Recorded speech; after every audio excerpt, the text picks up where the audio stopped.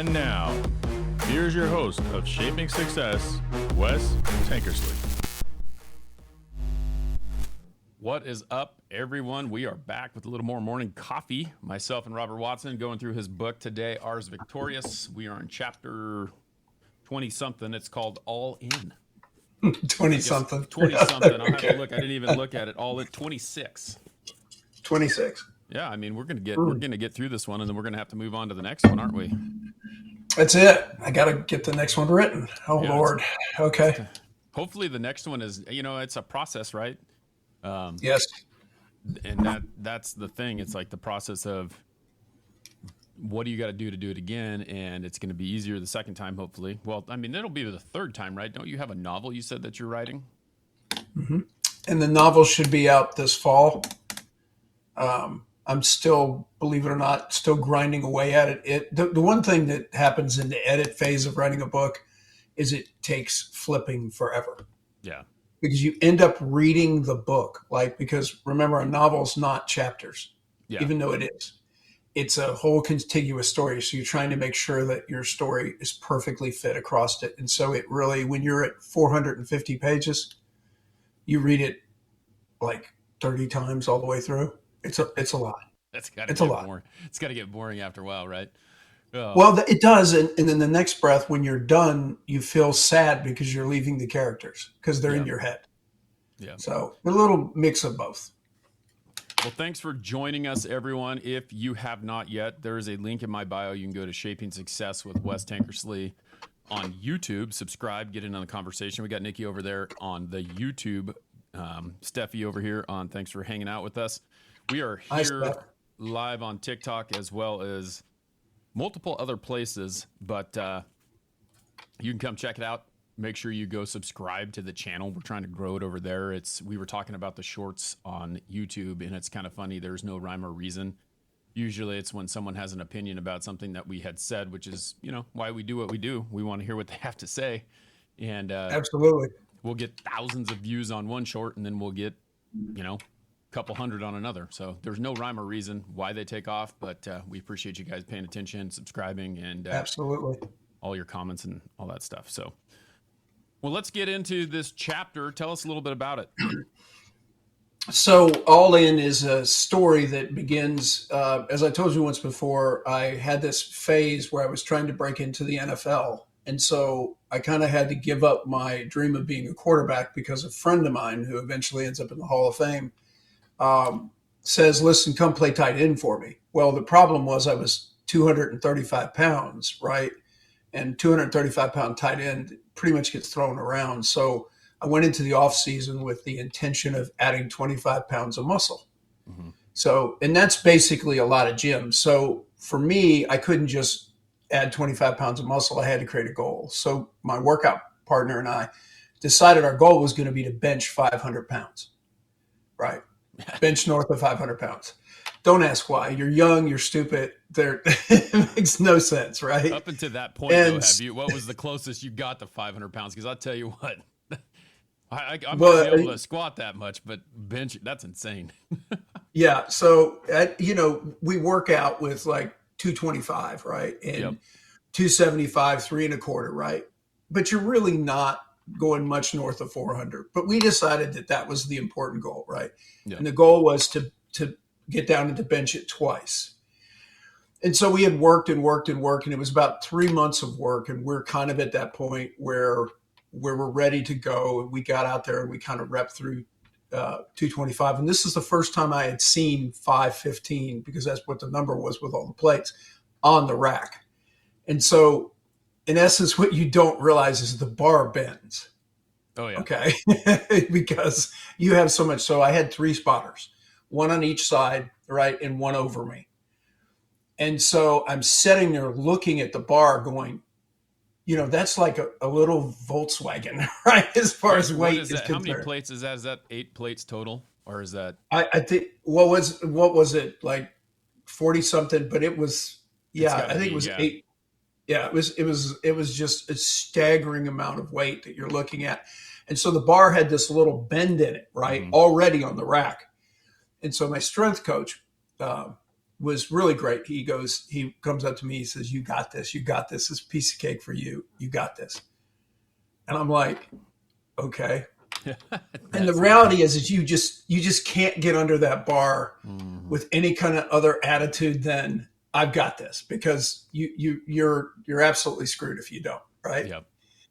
And so I get up to the bar and I've got this attitude of I'm all in. I got this, no problem. So my partner goes first. And so at 5:15, I mean, he's shaking the second rep, right? And he gets it up and I'm like, I got this, no problem. So I get under there, right? And I pop the weight off the bar and it comes down. Jesus, it was heavy. But that's okay. I blew it up, right? It came off my chest clean lift, and a second one clean lift. I mean, literally no shake at all. I blew it up off my chest, got it in the rack, got up and looked at my strength coach, and I said, never again. I'm never doing that crap again. But did you instantly gain the 25 pounds? Yeah, I said no. But I did actually get to 265. So I put on 30 pounds of muscle. Yeah. Right. So I got real big, and I was real content with that. But I mean, I was thick at that point. Right. And unfortunately for me, and again, this is the tight end who has blocking responsibilities, right? I still don't have much of a let's just call it ballast. Right. But we know what we're talking about, right? Yep. I do not have a natural blocker's body, right? Yep. Now I had this big chest and I could, deal with defensive ends, and that's who I had to deal with. I had to chip the defensive end, or I had to deal with the outside linebacker. And crap, man, those guys they're huge. They're just huge. And so, the weight was, but the whole point of All In was, you do have to reach a point in time, especially with some of the things that I've done, jumping out of airplanes, flying, all that kind of stuff. You're all in. There isn't any kind of like, let me go ahead and keep one foot on the dock and put one foot in the boat. That's just not going to work. Right. I mean, you are absolutely screwed if you get underneath that 515 pounds and do not approach it like, I've got this. That's that swagger, though. Like, you think about that. We talk about Tom Brady a lot, like, in that cockiness, and Michael Jordan. Like, that's what I see. Like, you can kind of see that stuff kind of just permeate off of those people. Right. They're not going to walk in there going, because if you walked in there going, I don't know, I mean, I might be able to do this, you're probably not going to do it because you don't have the confidence to push yourself so hard to make that happen. You got to have that. You got to be a little bit cocky in life. Yeah, you really do. And you got to get this monster attitude. And I should put a disclaimer on this. Please, anybody who's watching this, do not try that. Yeah. Okay. I was 25 years old. I was in incredible shape. I had strength coach. I had a great partner. I had lots of spotters. I mean, come on, man. Please do not try this, because it will tear you up. That is a lot of weight. Even the preparation for it. Yeah. You got to have the right stuff in place to make that happen. Because actually when I did it, my weight was, the weight I lifted that day was 200% of my body weight. Yeah. At that time. So that is asking a lot. Your normal is you're not supposed to do about 150 of your body weight, 150% of your body weight. You're not supposed to be up around 200. Yeah. And, your body just don't. Now I've got some weightlifters who are wonderful, who can live in that land. It's not me. That was a one-time occasion. The funny thing about lifting weights that I don't know that some people understand is, like, there's a lot of geometry involved in it. So when you are a bigger person, like, depending on the shape of your body, like how long your arms are, how thick your chest is, there's all these things that play into that. So when you're bench pressing 550 pounds, if you got arms that are super long, you got to go a lot longer. You got to get a lot more lever behind that to make that happen. And it was funny. I used to have a little buddy that would do, the guy who played guard next to me, he's actually he's in a picture up over here, but when I was a junior, he was a senior, and he decided that he was going to high step it into the end zone as a running back, and the coach got pissed at him and said, nope, now you're going to go play guard. And he got to play guard, and I was a tackle, and that little guy would jump on, he was probably 5'8", he'd jump on the bench press and he would do 300 pounds no problem. And here I am, 6'3", 260 as a junior, And I had a hard time getting 2 plates off the rack. I'd go over there and squat a lot more, but you have that. He was, his arms were this long, and you guys can't see the short arms, and, as Nikki's saying, T-Rex arms, and he's just boom, boom, boom, boom. And you're like, this is stupid. How's this guy stronger than me? I'm bigger. Doesn't work that way. No, it doesn't. And I'm 6'5". I was 6'5", 235 when I started in that, and I have very long arms. Yeah. And exactly. so for me, it's a lift. Yep. And my training partner had shorter arms. He was 6 foot tall and shorter arms. So he really did have a little bit, and his build was more naturally squatty. Yep. So he had a much easier time with it than I did. But again, it was one of those things where I can honestly say I benched over 500 pounds. Yeah.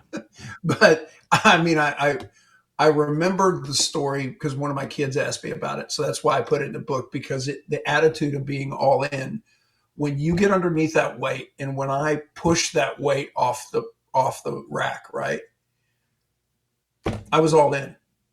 I was going to give it 150% of my effort to get it off twice, right? You do things twice, so you have this concept called sequential verifiability, meaning if you do it twice, it's not a fluke. Right. Right. Yeah, you got to prove to yourself that you did. Yeah, and that's the other thing too, is like if you think about it, like the first one, probably you don't know as much as you do in the second one. So you're in there in your, wow, that's 500 pounds. How fast is this coming down? Like you start to verify and think about the things that you're going to do on the next one, and it's probably, although you're a little bit more tired, probably a little bit cleaner lift the second time around anyway. Yeah. It really the second one was much more focused, much cleaner than the first one. The first one was just flat explosion. Yeah. Because it's fear, right? It's just fear that's not going to come off my chest. Right. Right. Because down felt heavy. Yeah. Doesn't matter how you want to feel it. It feels heavy. I'm just thinking, I'm just trying to imagine it myself, because I'm like, no. Well, like I said, disclaimer, man, I was 25 years old. Yeah. You don't, because it will tear you. I had buddies that lifted heavy on the bench into their 40s, and it tore their shoulders up. Yeah. Yeah. Shoulders. Yeah. I feel that right now. I know, all the creaky stuff, right? Yeah. I mean, and it's funny because you go out and you do, I think we talked about this last time. It's like you go out and you do all this stuff. Like I have 3 acres. I'm out here working on this damn thing all the time. And it's like, next thing you know, you feel everything. So yeah, it's, what did I do today? Because I didn't use that muscle yesterday or the last week or the last year. Well, yeah, I was talking to my kids about doing push-ups, for example, because as a quarterback, I took all my impact on my left shoulder. Because in other words, if I was going to hit somebody or be hit, I turned away from my throwing shoulder all the time. So my left shoulder has more damage to it than my right. And so it gets creaky, right? Just like my hips do, and when I stand up, I sound like a skeleton, right? It's crap going pop, pop, pop, pop, pop as I stand up. I'm not in pain per se. Yeah. It just doesn't sound good, right? It sounds like I don't have any cartilage anymore, and I don't have any oil. Like the Tin Man, right? Somebody needs to hit the oil. Yep. That's exactly how I feel. I'm sitting there thinking, like I had my knee replaced a couple years ago, and my left one is starting to feel great. And that's sarcasm, not great. And then my shoulder's creaking. Yeah. I'm like, I need to go get a shot of cortisone in this shoulder. I need to go get a shot of cortisone in this knee, add that oil back in there so that I can feel a little bit better and hopefully not damage the process. I ended up later on, closer to 40, partially tearing my ACL in my right. Okay. And so what happened was it wasn't a full tear. And so I talked to it was the Texans doctor, right? Mm-hmm. And he basically said, I can fix it. He said, but the problem is he said, you're still going to lose some of your mobility either way, whether I fix it or whether I don't. Right. He said it, and to be honest with you, you're probably going to be fine. He says you're not playing competitively anymore. Live with it. So, I don't run even either now. Yeah. Because I don't have quite the same range of motion in my right as I do my left. And fortunately, I've made it to a ripe old age and have not had a replacement and or major surgery. Well, it's So I am amazing because even really when they blessed. do that replacement, and I didn't know this until I was going in there to go get it done. I don't have an ACL in my replacement. Like they don't put one in there. So No, they no. take yours, they take yours out. You have the PCL still, but it's like you're sitting there thinking, I was a kinesiology major. I've watched these videos of people tearing their ACL and these athletes who can't play because they don't have an ACL. And here I am and I don't have one. How is this possible? Yes. Yes. No, it's very true. And like we said, there's a lot of damage that's done to our body over the years that, but again, that's one of the commitments. Well, sorry, I can't get away from this without saying, do you know what the change in life expectancy is for an NFL player who played more than 7 years? I'd say you probably lose 10 years. Yeah. It's Yeah. about a dozen years off of life expectancy. And so when you talk about committing to what you're doing in life and being all in, you start realizing things have a cost, right? Yeah. Everything has a cost. And so when you make that commitment to be all in it, anything, marriage, whatever, you really have to push away from the safety nets and stuff and say, no, this is what I'm going to live with. I'm going to live with the consequences. It's just the way it's going to go. But when you tell a 25-year-old that you're going to lose 10 years of life, the 25-year-old says, who cares? Yeah. Well, I got news for you. The 63-year-old is saying 10 years? Hold on. 10 what? Yeah, it is. It is crazy that the sacrifices that you made back then that like you really don't think about it because you are, you're bulletproof at that point Yeah, you're in your immortal. mind. Yeah. And now you are not. Right. Thanks everyone for joining us here on TikTok. I see we got a lot of people in here. We got the 1.2K taps. Thanks for liking this. Share it out. Come join us every morning. We've been doing this Good for a morning, while Dory. now, but we appreciate you being here. Yeah, and that's kind of the thing. You do have to have that commitment. You do have, like we talked about, you do have to be a little bit more cocky. You have to be willing to, and it's in anything in life. It's not just sports, which we talk about sports a lot because that's where we get a lot of our passion drive from. But yeah, you have to be willing to do that. You have to be dialing in that process every single day and know that you are capable of doing it and be a little bit arrogant, a little bit cocky. Yeah. You do have to believe. One of the things that I tell people all the time is, listen, you have to have the creativity, the capability, and the confidence to get things done, right? Yeah. Because if you don't have the creativity, you're not adapting to the changing situation, right? And if you don't believe you have the capability, you're timid, right? You're withdrawn, you're not giving it 110%, and that bleeds immediately to your confidence. Yep. But if you have those 3 C's and you're working, because you do this every time you go in and make a sale, it's Yep. the same thing. You got to have that attitude of, I'll figure it out, right? I got this, right? And I just remember my strength coach whispering in my ear, "You got this," right? That's all you got this. And he had been the guy in my ear for 3 months, pushing me and pushing me and pushing me. So when he says, "You got this," I kind of believed him. Right. Yeah. And that's where life is. And so some of your self-talk has to be, I got this. No Yep. question. I'll overcome whatever obstacle it is. You can't start anything if you don't have that confidence. I mean, that's all there is to it. Like there's a lot of people who are like, I want to do this, I want to do that, I want to do this, I want to do that. But then when they get to it, if they don't have that confidence, then it's never going to happen. You have to know that you're capable. Yeah. And so when you start talking about capabilities in the attitude of, that's why I warn people, please don't try this at home, right? Because you really need the physical capability. A 25-year-old is no problem. But if you're really trying to start powerlifting in your 40s, really, why? Yep.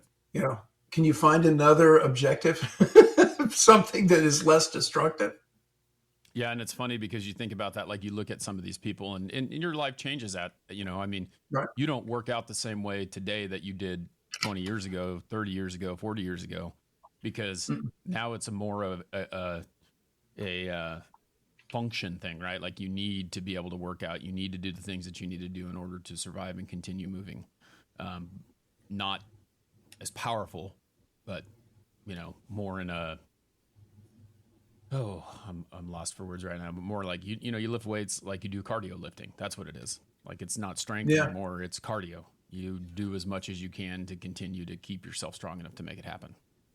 Yeah, and that was the one thing about my strength coach was so good, because he basically, we were talking as we're going through this, and he says, "Listen, I'm going to give you a workout once you come down off this NFL pursuit that you can do into your 70s and 80s." He said, "And that's what you want to do when you come down off of this NFL push.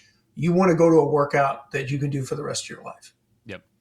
He said, "You do not want to push your body just because you can," because he says the damage, he says, and this is him just being smart. He says the damage is way too much. Don't do that to yourself. And you see that, like you were talking about, like life expectancy after playing in the NFL. And I was sitting there thinking, right. That's got to be different for Tom Brady than it is for like Jeff Saturday, who, like an offensive lineman, because that guy is in a collision course every single game. But if you look at, like, the reason why I bring up Jeff Saturday is, like, you look at Jeff Saturday when he was playing center for the Colts, and then you look at Jeff Saturday now, who is this fit, thin-looking guy. He's not thin, but, like, he put on all this weight and did all these things so that he could survive, like you're trying to do as a tight end versus a quarterback. And if they can figure that out, he knew immediately when he had to stop, he had to drop all that weight and do all that stuff. And then you look at a guy like William Perry, who is still a big guy, who is like probably, I haven't seen him in a while, but probably wheelchair bound now at this point, because you just don't take the priority to drop that weight to put yourself in a position to live a lifelong, life. Yeah. And then that's the thing is there has to be life after some of those things. And one of the things, like I said, he was so good about was giving me a workout plan that I could do for the rest of my life. But it's just like running. I started this run streak a little less than 10 years ago, right? Mm-hmm. My times are all over the place. Yep. What I was doing 10 years ago, I wouldn't even attempt today. Why? No point. Yep. Why do I want to put my body through that when I can simply just continue to streak, continue to feel good, have less injuries? What I had early on in my run streak was a lot more injuries. I have a lot less injuries now, right? Really hard to get through them. So the whole point you have to do in this is, you have to take things and remember that it's longevity and sustainability, right? Right? Yeah. Sustainability in everything you do. Can I sustain this? Can I sustain this into my 60s and 70s? Right. Yeah. My doctor's, had my doctor's appointment last week, and he said, geez, remind me how old you are? He's literally sitting there looking at my chart. And I said, he said, both your parents are still alive? I said, yeah. He says, good genetics. I said, yes. Yeah. I won't lie. Yes, I've done good things. I've used the best that I could with what I was given. But come on, man. Both of my parents are still alive and well with no major issues. Yeah. I mean, it's to me, it's amazing because I look at, and this will age us right here, but you're pretty close to the age of my father, and looking at my father versus looking at you is two different things, because it just, there's two different choices in the way that you take care of yourself. So right, I'm guaranteeing my dad's doctor's not saying the same thing. Sorry, Dad. It's true though. Your dad's gonna watch this going, yeah, thanks, Wes. He never watches it, so we're good. I love it. If he did, he'll listen to the first 5 seconds or watch the first 5 seconds. But it does, yeah. Right. But right. It's tough. Like I sit there and I think about that. Both his parents are gone. They, he's the youngest, so I think he's 65 and he's the youngest, and his mom was almost 100 when she passed away. And my grandfather was a couple years older than him. So, they lived a long time for the situation that they were having. But, it's just like, that's my main concern. It's my concern with myself too. It's like why I'm always thinking about my weight. That's the number one thing. And I need to do more about it as well. But it's one of those things, when you get to that age, you want to be able to continue going. And if you And I think that a lot of it has to do with not only physically, because physically is a big part of it, but actually mentally as well, keeping your head sharp, always looking out for those things and always reading books and trying to learn more and doing all that stuff. Because if you just give up, you just kind of stop. And you see that happen with a lot of people, like when one partner passes away and the other one is still there, like all of a sudden that person ages overnight because they've lost that drive to live because they missed that partner, or they've lived their whole life with that person, and now all of a sudden they have to figure out who they are. And man, my parents passed within 29 days of each other. Yeah, 29 days, and it wasn't like my father who passed second. My father was out of it. He had no idea, but yet, strangely enough, he kind of knew she was gone. Yeah. And I'm talking about my adopted parents versus my biological parents, because I'm one of those people that has two sets of parents. Uh-huh. I mean, it's just I was adopted. So the people that raised me versus my biological parents, and I have the luxury of knowing both. Yeah. My biological parents are still kicking. Yep. Yeah. Well, it's been another great episode. Thanks for hanging out with us. Again, make sure you head over to the YouTube and subscribe, Shaping Success with Wes Tankersley. And we will be adding another channel to that at some point. Robert and I have been doing this for a while, and it's just life gets in the way of trying to rebrand, but we're working on it because I've been doing this on my own for quite a while and adding Robert as a co-host. And we will be back on Monday. Make sure you check out the sponsor. They don't like it when I say sponsor, so I just said it anyway, but go over to Magic Mind. This is a energy shot that they've been hooking me up with. It's really great. Has some nootropics on it. You drink it with your coffee. In addition to your coffee, it's a little supplement. You can head over to magicmind.com/WesT20. I need to have them change that code because it's hard for me to say that. They should say West 20. Everyone calls me West sometimes, or is your name Westley or whatever, But anyway, it is what it is. Go head over there to https magicmind.com/WesT20 and get 48% off your first subscription, 20% off a one-time purchase with that code. Also, check out Robert's book, R.S. Victorious. We'll have a little bit of an ad there. You can find it on Amazon. It's an awesome book. We would go through that on Wednesday, and he's going to have to write another one so we can continue going through that, or we're just going to keep talking about stuff that motivates you. Robert, thanks. That's it. You guys have a great day. Y'all take care.